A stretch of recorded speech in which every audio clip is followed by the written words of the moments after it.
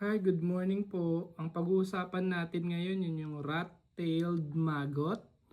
Kaya siya rat-tail kasi para siyang merong tail na parang sa rat. Ayan. Siya po yung larvae ng hoverfly.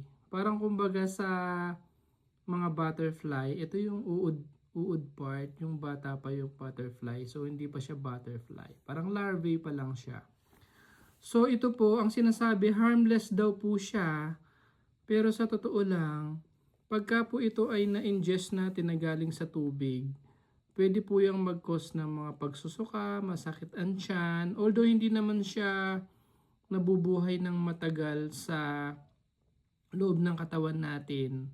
Pwede siyang mag-cause ng myiasis, MYIASIS, na sakit yung papasok siya sa, mai-ingest natin siya tapos pwedeng mag-cause ng nausea and vomiting and masakit ang tiyan. Kikita po siya minsan sa mga tubig na madumi na maaaring pumunta po sa tubig na iniinom natin. So sabi nila harmless pero hindi eh. Na-research ko, it can cause intestinal myiasis. Ayan, so delikado din po pala siya eh, no? So, ingat, titignan niyo po pag may nakita kayong ganyan, yung tinatawag na rat tail maggot.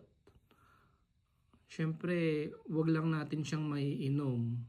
Ano po. So, sana, pag ito na yung pinaka magiging, ano na siya,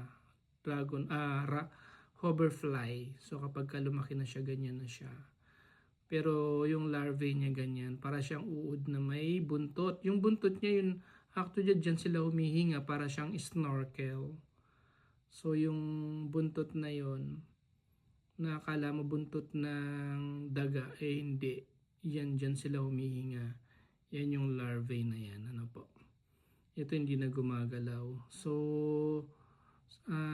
bantayan nyo po yung mga tubig nyo. Dapat walang mga ganyan sa tubig nyo.